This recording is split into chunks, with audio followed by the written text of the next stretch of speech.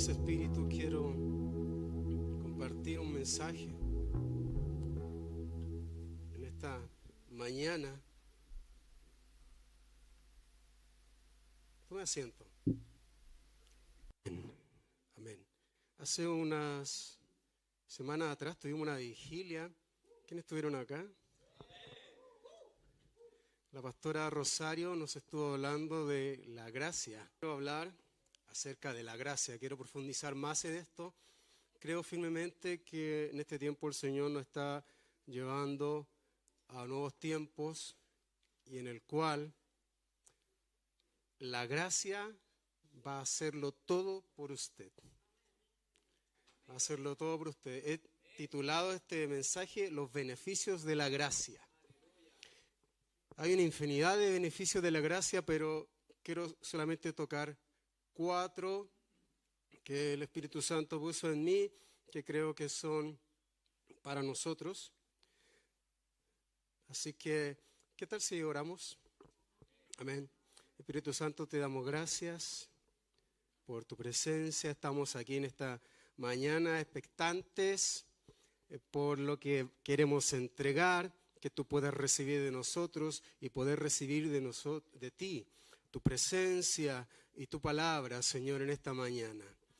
Te hemos adorado, te hemos exaltado, abrimos nuestros oídos ahora para escuchar tu palabra en nuestro corazón. Nuestro corazón es buena tierra para que tú siembres la semilla en este momento y produzca fruto.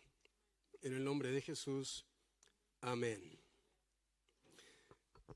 Quiero partir primero haciendo una diferencia entre gracia y misericordia. Amén. Suele suceder que confundimos. ¿Le ayudo en algo? Suele suceder que confundimos gracia con misericordia. Así que la definición es un poco confusa, pero voy a tratar de explicarlo. Misericordia, escúcheme bien, misericordia, hasta la diferencia entre gracia y misericordia, es no recibir lo que merecemos.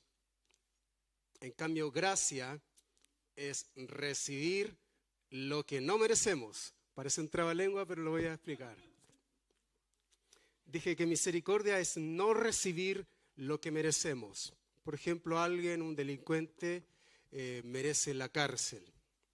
Es más, vamos a ponerle que cometió un delito grave y quizá en algún otro país donde aquel delito se pena con cadena perpetua. Entonces, este criminal merece cadena perpetua. Misericordia, dije que es no recibir lo que merecemos. Este hombre se merece cadena perpetua. Pero supongamos que aparece un juez y le perdona su crimen. Lo perdona. Así que él no recibió lo que merecía. Eso es misericordia. No recibir lo que merecemos.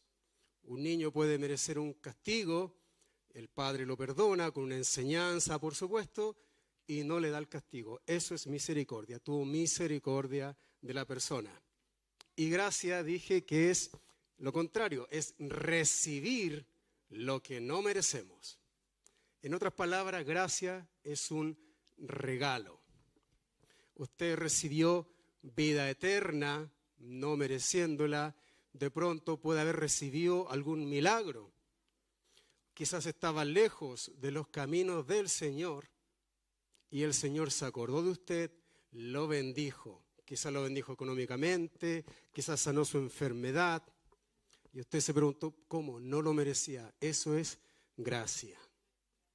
Eso es gracia. Gracia es, por ejemplo, yo le debo vamos a poner, le debo 20,000 pesos a Cristian Serrano. Él me prestó esa plata, yo voy, se lo devuelvo, pero de mi corazón yo quiero darle un poco más. Le doy 30,000 pesos. Lo que hice fue extender gracia.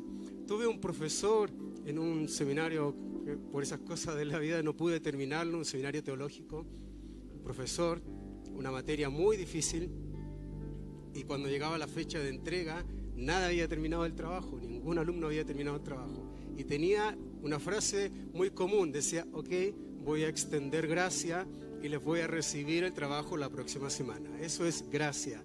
algo que no merecíamos, pero lo recibimos. ¿Se entiende? Bien, así que quiero hablar de la gracia, pero no de la gracia terrenal. Dice la palabra que Noé halló gracia a los ojos de Dios. Esa es una gracia terrenal. Usted puede hallar gracia a los ojos de su jefe. Yo puedo orar por Moni para que haya gracia y le suban el sueldo, qué sé yo, y haya gracia y le vaya bien en su trabajo, pero esa gracia sigue siendo terrenal. No quiero hablarles de esa gracia, porque esa gracia que hallamos delante de los hombres. Por eso que, como el ejemplo Noé, dije, Dios halló gracia, o Noé halló gracia en Dios. La gracia de la cual quiero hablarle no es de este mundo. Esta gracia viene del cielo, viene de Dios. Es gracia sobrenatural que nos capacita para hacer lo imposible, lo que con sus fuerzas no podría haber hecho. Así que, ¿qué tal si vamos? Me ayuda Felipe, Efesios capítulo 2, verso 8. La gracia es una virtud por la cual Dios puede dar algo sin nada a cambio, ya que para alcanzarla el hombre, el ser humano, nada puede hacer por sí mismo. Dice Efesios 2:8, porque por gracia sois salvos por medio de la fe, y esto no es de vosotros, es decir, no es humano, pues es don de Dios. De esa gracia les quiero hablar hoy, y les quiero hablar de los beneficios de vivir bajo la gracia. Punto 1, quiero mencionarle 4 puntos. La gracia nos libra de una mentalidad pecadora. Romanos, acompáñame con Romanos, Felipe. Bien, capítulo 6, verso 14 dice, porque el pecado no se enseñoreará, o sea, no los dominará de vosotros, pues no estáis bajo la ley, sino bajo la gracia. La gracia nos libra de una mentalidad pecadora. El plan original de Dios para el hombre era que fuese hecho a imagen de Dios. El plan original de Dios en el Edén era la vida, pero con el pecado se introdujeron 2 tipos de muerte. La muerte física, ¿bien? El hombre fueron contados sus días, seguramente Adán vivió muchos años, pero en el momento que pecaron, Dios acorta los días de la humanidad, será de 120, algo se dice. Y luego en Génesis 3:19 dice, al polvo volverás. Esa es una muerte espiritual al ser separados de la relación divina que se tenía con el Creador. Estos 2 tipos de muerte tienen relación con 2 leyes. Todo en el reino espiritual se rige bajo leyes que uno no puede quebrantar. El Señor es tan justo que Él respeta las leyes que existen. Con el pecado se introdujeron 2 leyes. Uno es la ley de la entropía, no sé si alguien lo ha escuchado alguna vez. Segunda derivada de la termodinámica, segunda ley de la termodinámica, la entropía. La entropía explica que todo vuelve a caos. Cuando Dios le dice al hombre, al polvo volverás, yo creo personalmente que ahí se introdujo en este mundo la ley de la entropía. Antes no era así, todo tiende al caos. ¿Qué es lo que explica esta segunda ley de la termodinámica, la entropía? Que todas las cosas se van deteriorando, se van echando a perder, se van dañando. Yo dejo, por ejemplo, un acero en algún lugar, pasan años, cientos de años, y esto se va oxidando, se va haciendo nada hasta hacerse polvo. Al polvo volverás, nosotros volvemos al polvo, los huesos vuelven al polvo. El universo, todo tiene un grado de caos en el universo. Eso es así. Sucede con con las personas. Si uno deja un montón de personas en una sala, al principio se van a poner a conversar, a echar talla, van a pasar los minutos, se dan cuenta que aquí nadie está dirigiendo la reunión, no llega el líder, no sé, y se comienza a generar un caos, una dificultad. Eso sucede en todo orden de cosas. Y otra ley que se introdujo en ese momento fue la ley del pecado. La ley del pecado. Pablo habla mucho de esto. En Romanos capítulo 6, capítulo 7 habla de la ley del pecado. Dice que esta ley nos conduce a la muerte. La ley del pecado es similar a la ley de la entropía. La ley de la entropía dice que todo tiende al caos. La ley del pecado, todos tienden al pecado. No hay ninguna persona que por su propia voluntad no pueda tender al pecado. Es una ley del pecado. Todos los niños nacen bajo esta ley del pecado que se introdujo en el Edén.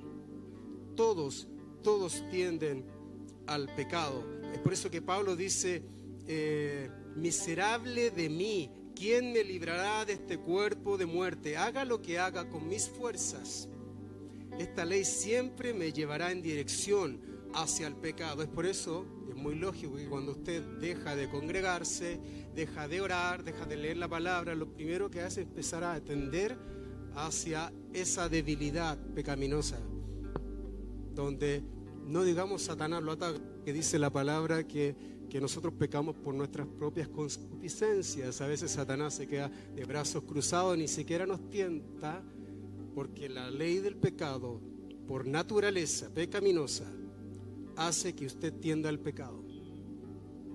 Satanás no hace ningún trabajo ahí. A veces nosotros le echamos la culpa al diablo, que el diablo me tentó. Uno peca por sus propias concupiscencias. Romanos 8:7 dice: por cuanto los designios de la carne son enemistad contra Dios, porque no se sujetan a la ley de Dios, ni tampoco pueden. ¿Qué está diciendo acá? Dice, la naturaleza pecaminosa no se sujeta a Dios. La carne no puede sujetarse a Dios. Por su propia voluntad usted no puede sujetarse a Dios. Ni siquiera puede. Ni siquiera puede. Por más que lo intente, por más que intente ser bueno por sus propias fuerzas, usted no puede sujetarse a Dios, porque esta ley del pecado es contra Dios. La carne ni siquiera puede agradar a Dios.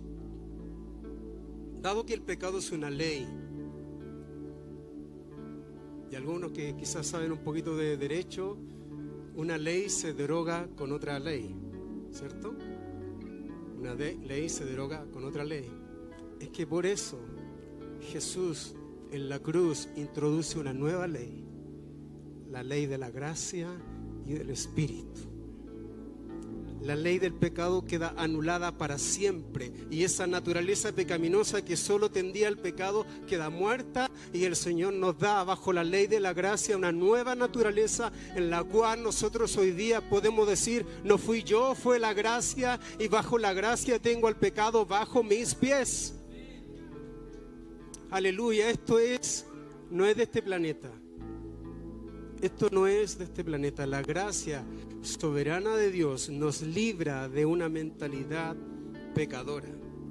Pero ¿cuál es la problemática? Que a pesar que somos salvos, que el título nuestro es santo, justo para siempre, como explica el escritor de Hebreo, la mayoría de los cristianos, a pesar que vayan pasando los años, intenta vivir una santidad por sus propias fuerzas. Fuera de la gracia, el pecado nos dominará. Pero la bendita gracia, porque cambió lo que yo no podía hacer. Hermanos, si de pronto tú aún te sientes pecador, y esto lo he hablado con algunos hermanos, a veces nos consideramos pecador arrepentidos. Tú eres santo. El Señor con un solo sacrificio te hizo santo, justo y para siempre. La ley de la gracia cambió lo que tú no podías hacer por tus propias fuerzas. Y si hay alguien que aún batalla con pecados, que aún batalla con debilidades, quiero decirte, hermano, sumérgete en la gracia. Nunca podrás, dice, ni tampoco puede, nunca la carne podrá agradar a Dios. Solo cuando te sumerges en la ley de Dios, en la gracia de Dios, es que puedes derrotar al pecado y a la carne. Romanos capítulo 8, Pablo da una tremenda exégesis, léelo en su casa, acerca de la ley del pecado, capítulos 6 y 7. Pero en el capítulo 8 habla de la bendita ley del Espíritu, que es estar bajo la gracia de Dios. Una segunda cosa que la gracia nos da una identidad. Hay un problema que se llama nimiedad. Nimiedad se define como pequeñez e insignificancia. Por causa del pecado, nosotros nacemos en nimiedad. Así que cuando un recién convertido llega al Señor, nace con esta mentalidad de pequeñez, de nimiedad. Y al igual que un bebé necesita el apego de su madre, ese nuevo ser espiritual necesita del apego del Espíritu Santo para poder descubrir su identidad. Si de pronto nos hemos apartado del Señor, la ley del apego también es válida espiritualmente, la ley del apego con el Espíritu Santo. Si ya no nos estamos nutriendo del Espíritu Santo, jamás descubriremos nuestra identidad. Y la gracia nos capacita con esto para conocer nuestra identidad. Génesis capítulo 1, verso 26.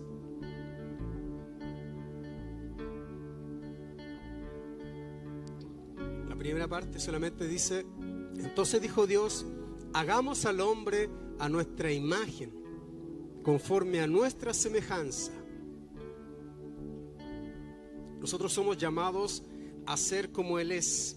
Usted está en la tierra por una sola razón: ser la imagen de Dios. A veces pensamos que Jesús murió porque usted era pecador. Jesús no murió porque usted era pecador. Jesús murió en la cruz porque su identidad se había perdido.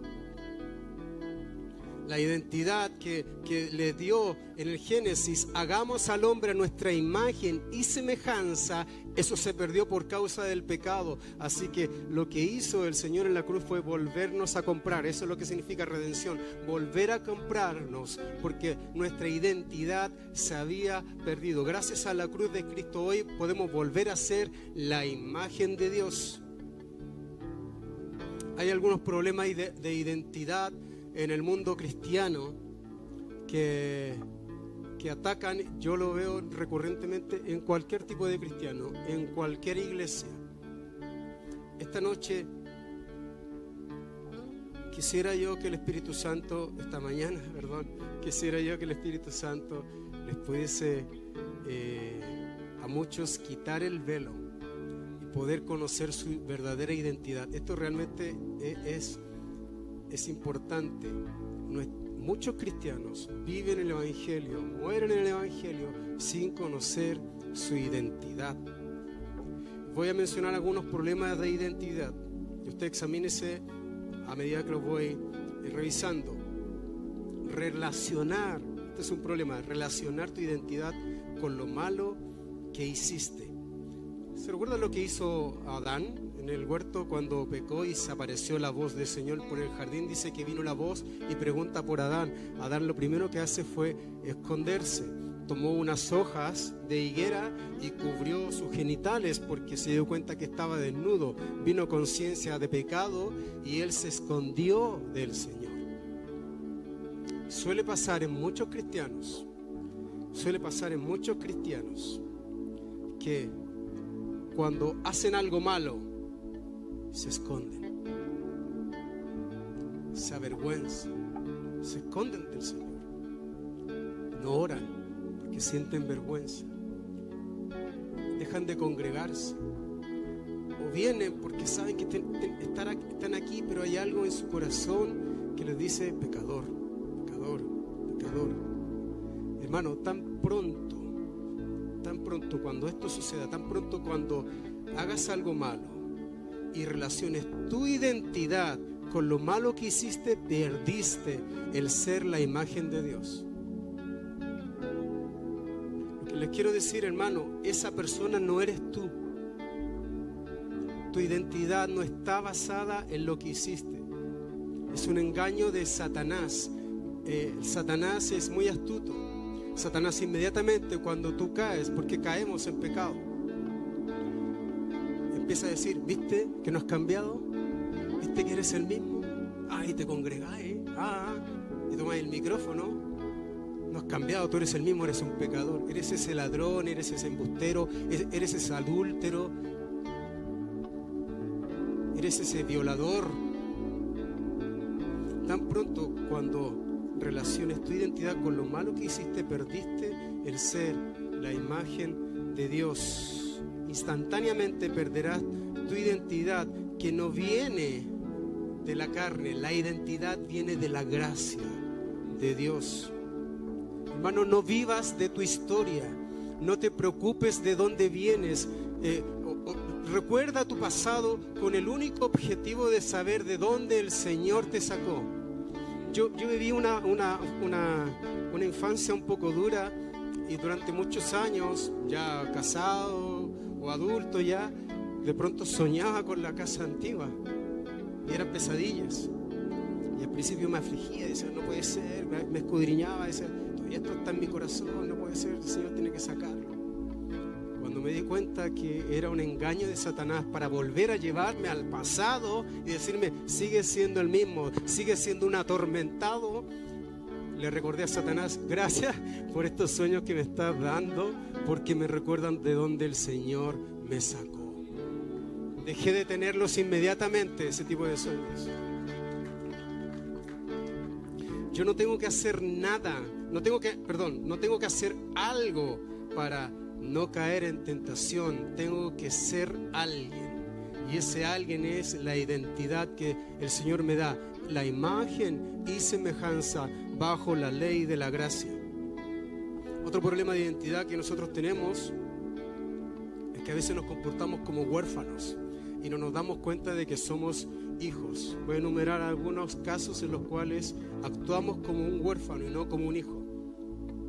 Por ejemplo, al orar pedimos audiencia al cielo. Tratamos de buscar hora, tratamos de llamar la atención del Señor para que el Señor atienda a nuestra oración. Ese es un pensamiento de huérfano y no de hijo. Dice Hebreos, no sé si tiene Hebreos capítulo 4, verso 16.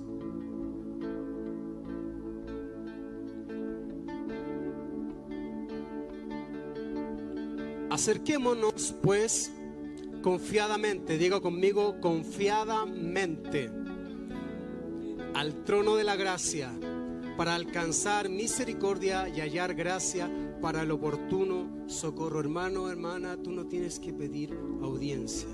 Si tú eres hijo, tú eres hija, tú entras confiadamente. Y eso solo lo da la gracia. Aleluya.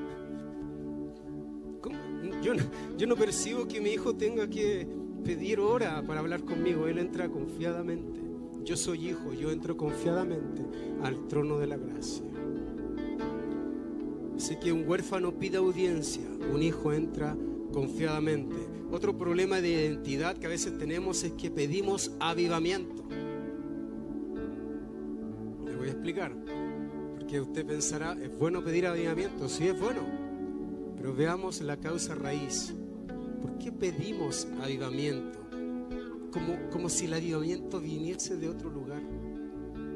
Como si el avivamiento tiene que causarlo otra persona, traerlo a alguien. Quiero que vaya conmigo a Romanos capítulo 8, verso 19 y después el 21. Porque el anhelo ardiente de la creación es el aguardar la manifestación de los hijos de Dios. Avancemos al verso 21.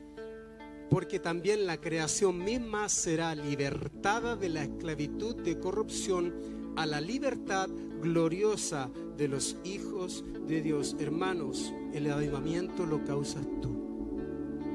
No pidas un avivamiento. Tú eres el que puede causar un avivamiento. En cierta oportunidad escuchando, me gusta de repente escuchar Sid Roth, un programa que se llama Es Sobrenatural y tiene muchos invitados. Un invitado dijo que en una oportunidad él estaba en una comunión con algunas personas, parece que estaban en una piscina, no sé, con los niños, y un niño algo le pasó y se cayó, se desplomó. Él era el único cristiano al parecer, y todos se acercaron al niño para intentar hacerle reanimación y el niño no reaccionaba. El niño se les moría y él da un paso atrás y dice: Señor, haz algo, Señor, haz algo, así en su interior, y siente fuertemente la voz del Espíritu Santo que le dice: tú haz algo. En ese momento él se dio cuenta que él era el mover de Dios y se acercó y con autoridad reprendió al espíritu de muerte, y el niño se reafirmó, se levantó de inmediato. Hermano, no pidas un mover de Dios. Tú eres el mover de Dios. Tú eres el mover de Dios. Dale un aplauso al Señor.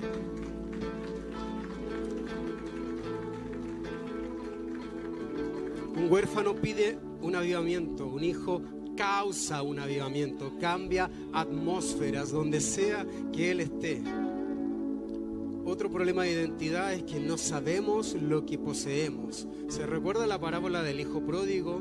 El hijo que se va, gasta toda su herencia, después vuelve, y el mayor que estaba ahí siempre con su papá le reclama: oye, yo siempre he estado contigo, este hijo regresa y tú le matas un cordero, le pones un anillo, le pones calzado, y yo siempre he estado contigo y ningún regalito para mí.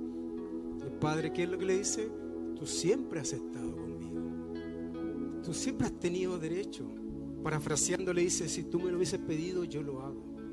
Hay un problema de identidad ahí, intrínseco, implícito, que a veces no nos damos cuenta. El que tenía más problemas no era el hijo descarriado, el hijo pródigo, sino que el hijo mayor, viviendo en la casa del padre, se sentía huérfano.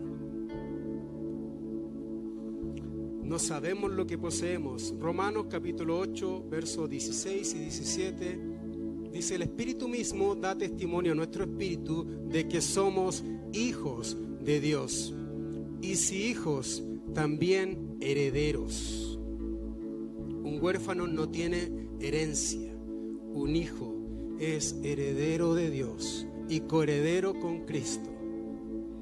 Hermano, tú eres heredero de Dios y coheredero con Cristo, si es que eres hijo, hija de Dios. Otro problema, oramos tratando de que nuestra oración llegue al cielo. Yo crecí en una iglesia en la cual me decían: oye, que tu oración pasa el techo. Oye, tu oración ni siquiera pasa el techo. Un techo de bronce, y orábamos por ese tipo de cosas. Señor, rompe el cielo de bronce para que nuestras oraciones lleguen delante de tu presencia. Ya hay un mal entendimiento cuando Apocalipsis dice que ese incienso en esas copas son las oraciones. Creemos que nuestra oración tiene que llegar al cielo. Te voy a explicar, hermano, en esta hora, que eso es una teología equivocada. Y a veces creemos que huestes espirituales en el segundo, no sé qué cielo, están deteniendo nuestras oraciones para que no llegue al cielo. Y que batallan ahí, que tiene que bajar el arcángel Miguel para batallar, para que nuestra oración llegue. ¿Cierto, Poli? Anoche estábamos hablando de eso. ¿Recuerda lo que le sucedió a Daniel? Daniel tuvo una visión y él no entendía esta visión. Daniel se puso a orar de inmediato cuando recibe esto. Sale en Daniel capítulo 10, no lo voy a poner acá, pues son varios versículos. Daniel se pone a orar de inmediato para entender. Él se propuso en su corazón orar para entender. Sabemos que Daniel oró 21 días, pero Daniel no se propuso orar 21 días. Estuvo toda esa cantidad de días porque no llegaba la respuesta. O quizás la oración no llegaba al cielo, según nosotros. Al cabo de estos 21 días aparece Miguel. Y lo primero que le dice a Daniel: Daniel, eres muy amado. Voy a parafrasear. Eres muy amado. Desde el instante en que propusiste en tu corazón orar, buscar, fue recibida la oración. En el instante, hermano. Un hijo ora y en el instante la oración llega delante del cielo. ¿Qué pasó? ¿Qué es lo que pasa? El problema no es hacia arriba, es hacia abajo. Cuando la respuesta viene, las huestes intentan detener la respuesta. Las huestes de Satanás en las esferas celestes intentan detener la respuesta que viene del cielo. La oración de Daniel llegó de inmediato. Y lo que me cautiva es: eres muy amado. A veces tenemos un problema de identidad y pensamos: el Señor no me escucha. Hermano, yo vengo a decirte en esta mañana, hermana, eres muy amado. Eres muy amada. Miguel se dio cuenta de la situación, el arcángel Miguel, y desciende y pelea contra el príncipe de Persia durante 21 días. Logró vencerlo y bajó con la respuesta a Daniel. El problema es al descender hay huestes que intentan detener el avance de lo que el Señor quiere decirte. Es contra eso es lo que tenemos que batallar, pero yo quiero decirte en esta mañana, lo importante es que tu oración es recibida de inmediato, hermanos. Tú no tienes que orar tratando de que tu oración llegue al cielo. Si fuiste juntamente con Cristo crucificado, ya estás en lugares altos. Un huérfano ora desde la tierra hacia el cielo. Con esta mentalidad, lo que tenemos que cambiar es nuestra mentalidad. Ora desde la tierra hacia el cielo, pero un hijo ora desde el cielo a la tierra. Acompáñame por favor a Efesios 2 capítulo 6.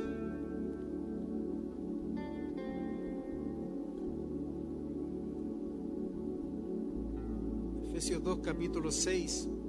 Y juntamente con él nos resucitó y asimismo nos hizo sentar en lugares celestiales con Cristo. Yo me pregunto, si el Señor nos hizo sentar en lugares celestiales con Cristo, hermano, no con Miguel, no con Gabriel, con Cristo, en lugares celestiales, ¿por qué entonces nos hallamos orando como intentando llegar al cielo con nuestras oraciones si nosotros ya estamos en el cielo? Espiritualmente estamos sentados en lugares celestiales con Cristo. Que tus oraciones, hermanos, hermanas, ya no sean desde la tierra hacia el cielo, sino que con autoridad y con la mentalidad de que estás sentado en lugares celestiales, la autoridad que Cristo te da, ora desde el cielo hacia la tierra, declarando las bendiciones que el Señor tiene para ti. Un huérfano ora desde la tierra al cielo, un hijo ora desde el cielo a la tierra. Y Daniel, a veces nosotros tratamos de suplicar, rogar, pero tu oración es escuchada de inmediato, hermano. Cuando sabemos quiénes somos, nuestras oraciones no son para intentar alcanzar algo o para intentar ser alguien, son desde la posición de quienes ya somos en Cristo Jesús por medio del Espíritu Santo. ¿Cuántas veces nuestras oraciones son para ten misericordia, intentamos alcanzar algo? Hermanos, tú eres hijo de Dios, tú eres muy amado, tú eres escuchado inmediatamente, tú estás sentado en lugares celestiales juntamente con Cristo, tú tienes toda autoridad porque por gracia de Dios Él te hizo su hijo. Tus oraciones deben cambiar. Tus oraciones deben cambiar. El enemigo se ha encargado desde siempre de apartarnos de nuestra identidad. Yo creo que de hecho Él se conforma con que seamos salvos. Él se conforma con que una persona sea salva con tal de que no conozca su verdadera identidad. Yo quiero hacer un ejercicio, necesito acá 5 personas, 5 voluntarios aquí, mirando hacia allá. Da lo mismo el orden, no se sientan mal, por favor, solo es un ejemplo. Sí, me faltan 2, ahí, ya, sí, mujer, ya estamos, gracias José, gracias a ti. 5 personas. Vamos a suponer que aquí tenemos una persona salva, ¿ya? Recién convertida, salva, nada más que eso, salva. Aquí hay distintos niveles, va subiendo hacia allá el nivel espiritual. Acá tenemos una persona que ya habla en lenguas, tiene algunas manifestaciones del Espíritu, Por acá, él ya está recibiendo algunas revelaciones, algunos remas, algunos sueños proféticos. Acá tenemos otro cristiano que ya se mueve en sanidades. ¿Está notando los distintos niveles? Acá tengo un tipo de cristiano que es todo lo anterior, pero para él nada es imposible. Se mueven milagros poderosos, no solo sanidades, milagros creativos. A personas les sale una pierna, ciegos de nacimiento que no tenían ojos, aparecen ojos, milagros poderosos. Para él nada es imposible. Quiero enseñarle cómo actúa Satanás, porque lo que Satanás intenta desde siempre es que tú no llegues a conocer. Esta es tu identidad, este es tu destino, hermano. Para todos, este es tu destino. Esto es ser la imagen de Dios. Y Satanás trabaja en todos estos niveles para que tú no llegues a este nivel, y te voy a enseñar cómo trabaja Satanás. Si Satanás no puede evitar que una persona sea salva, bueno, se conforma con que sea salvo, porque un salvo, escúcheme bien, no es peligroso para Satanás. Es un potencial peligroso, pero hasta este punto él se conforma con eso. No es peligroso para Satanás. Si él no pudo evitar que esa persona fuese salva, entonces va a evitar que tenga algunas manifestaciones del Espíritu. Va a evitar que hables, conozcas las lenguas, que recibas algunos sueños. Si él no pudo evitar eso, entonces va a evitar que tengas mayores revelaciones y remas, sueños proféticos, y ya se empieza a activar lo profético en ti. Si a este nivel él luego no logra evitar eso, él va a evitar que comiencen a ocurrir sanidades a través de ti. Él empieza a mentir, él empieza a acusar. Si de pronto este hombre cae, trata de relacionar su identidad con el pecado que hizo. Él trabaja fuerte la identidad, es experto, es un maquinador, maquiavélico. Él no tiene misericordia, él no conoce de la gracia, no conoce de la misericordia. Él le interesa tu muerte espiritual, y aplastarte. Si él no puede evitar que te muevas en sanidad, él va a evitar que seas la imagen de Dios. Él va a evitar por todos los medios que seas un cristiano que se mueve poderosamente en sanidades, milagros, prodigios, un cristiano que para él nada es imposible. Siéntense, hermanos. Muchas gracias. Satanás ha trabajado desde el principio. Y quiere evitar esto, que tú conozcas tu identidad, porque sabe que cuando conoces tu identidad, tú tienes autoridad sobre él. Tercera cosa que el Señor da, voy a apurarme un poco porque hoy recién la tercera, son 4. La gracia nos da un propósito.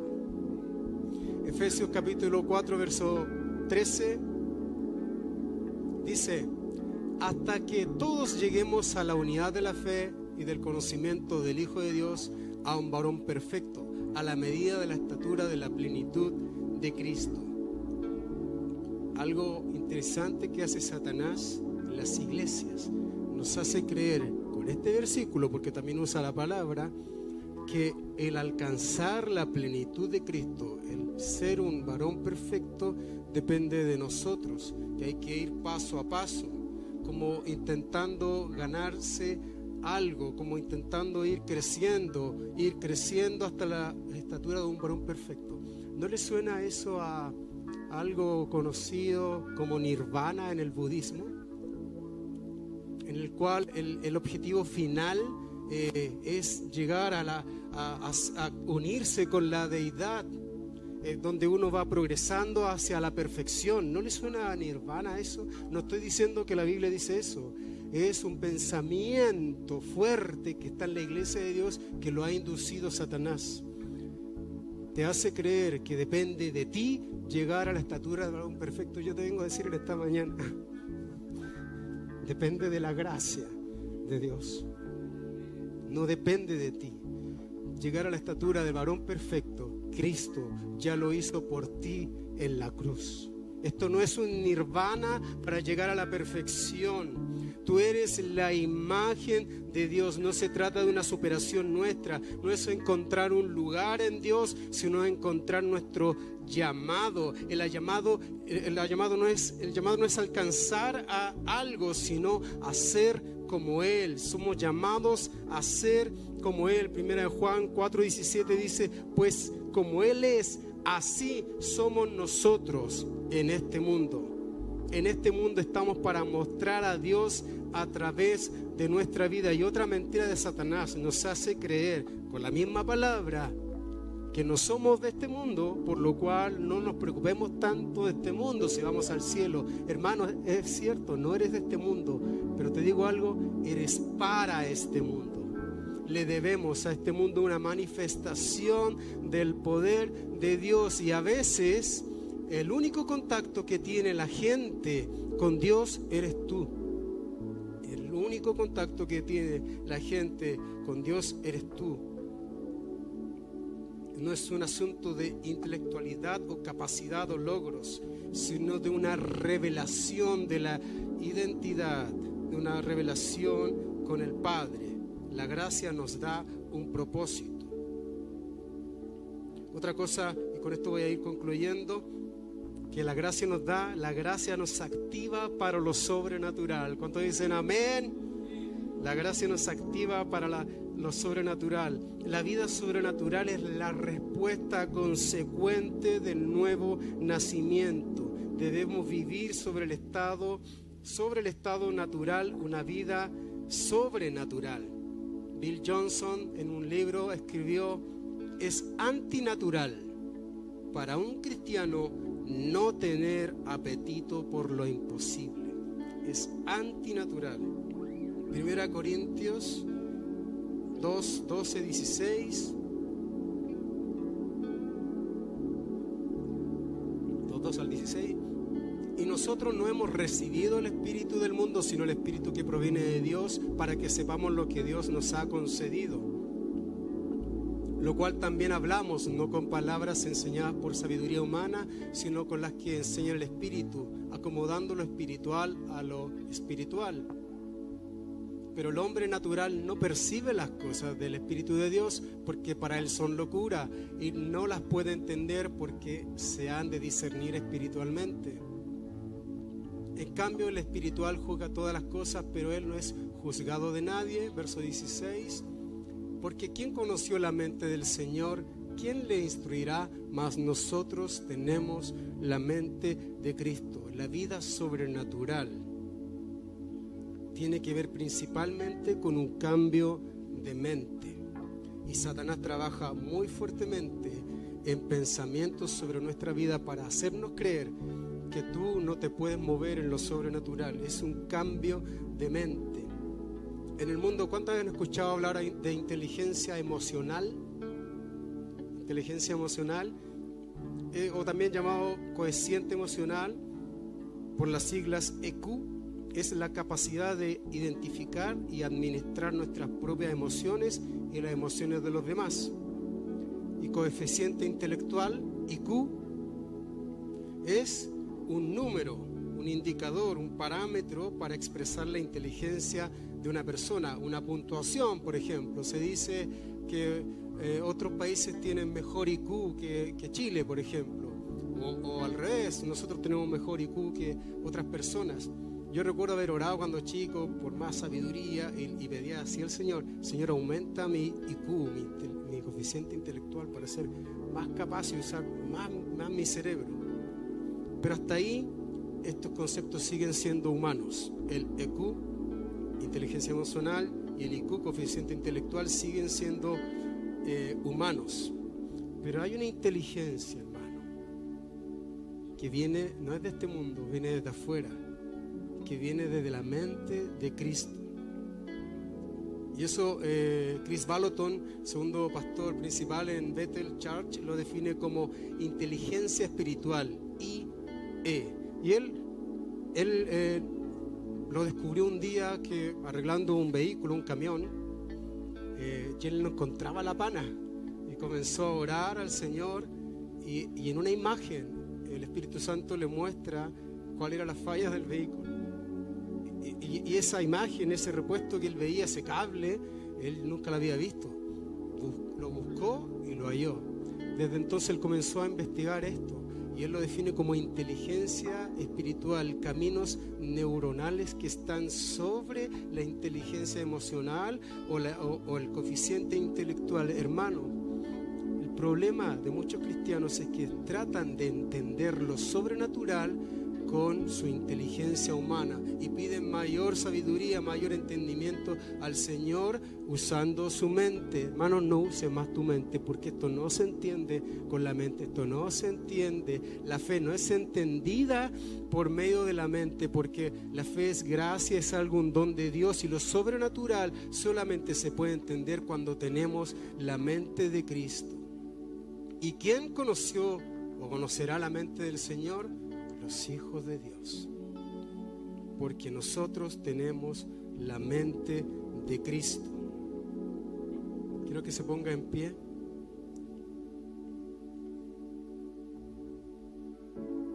Quiero que se ponga en pie. Vamos a orar.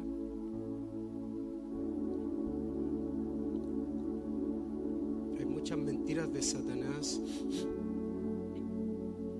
Creo firmemente que esas mentiras en este tiempo van a comenzar a caer. Los ojos de muchas personas, de muchos de nosotros, van a comenzar a abrirse, a conocer nuestra verdadera identidad, que no es por mérito nuestro, es solo por gracia de Dios. ¿Cuántos a veces colgamos el Salmo 91? El que habita al abrigo del Altísimo morará bajo la sombra del Omnipotente, y buscamos la sombra de Dios para poder habitar bajo su abrigo, ¿no? Muy bíblico, bonito, pero quiero decirle que eso es algo del antiguo pacto. Hermano, tú no tienes que buscar la sombra de Dios como si fuese algo exterior. El Señor está dentro de ti. En el antiguo pacto yo buscaba la sombra en el Salmo 91 bajo su abrigo, pero en la gracia ya no me esfuerzo para ir bajo su sombra, porque ahora Él está dentro de mí. La gracia es el poder de Dios que me da la habilidad de hacer lo que yo no puedo hacer por mis propias fuerzas, como por ejemplo vivir en santidad. Yo no puedo, pero la gracia me permitió poder hacer lo que yo no podía. El Padre, cuando recibe al Hijo Todopoderoso y le da un nombre que es por sobre todo nombre, el Hijo sabe lo que hizo: compartir su gloria con usted, y eso es solamente por gracia. Ahora todo lo tuyo, le dice el Padre, será de ellos, y lo de ellos será tuyo. Y hay un montón de oraciones de Jesús que le pide al Padre: Padre, quiero que donde yo esté, ellos también estén. Qué increíble, ¿no? Qué increíble. El Señor nos hace partícipes de su gloria, de su gracia. Oremos un momento. Gracias, Señor. Gracias, Espíritu Santo. Yo creo firmemente que en este tiempo, Señor, muchos que estaban estancados espiritualmente comenzarán a moverse en lo sobrenatural en este tiempo. Aquellos que tienen sus negocios estancados, detenidos por falta de recursos, comenzarán a ver el poder de Dios y la gracia de Dios inexplicable, y no es porque te lo hayas merecido, es un regalo de Dios. Recíbelo, hermano, hermana, y vas a comenzar a moverte en la gracia de Dios. Aquellos que estaban buscando un mayor avance y rogaban por un avivamiento, ellos desde ahora comenzarán a convertirse en el mover de Dios, transformadores de atmósfera. En el lugar donde sea que ellos estén, las atmósferas cambiarán. Si entran a un lugar donde había enfermedad, sanidad, espíritu de muerte, ellos no comenzarán a suplicar al cielo, a entender: yo soy el mover de Dios, y cambiarán atmósferas en el nombre poderoso de Jesús. Ya no clamarán para que venga un evangelista, venga un gran hombre de Dios. Ya no tendrán que recurrir al altar y arrodillarse como aquel pecador que iba y el leproso y le decía: si quieres límpiame, si quieres límpiame. Él quiere limpiarte. Ya no tenemos que ir, el Señor está dentro de ti. A veces lo buscamos exteriormente, Él está en ti. Qué increíble saber que el santo Dios habita dentro de ti. Habita dentro de ti. Yo oro y declaro que todos los velos en nuestra vida caen, y una gracia poderosa y tiempo glorioso, tiempo de avivamiento, tiempo lleno de la gloria del Señor en cada área de nuestras vidas comenzará a manifestarse en este tiempo. Nunca más seremos los mismos. En el nombre poderoso de Jesús. En el nombre de Jesús. ¿Cuántos dicen amén? En el nombre de Jesús. Aleluya. Aleluya, gloria a Dios.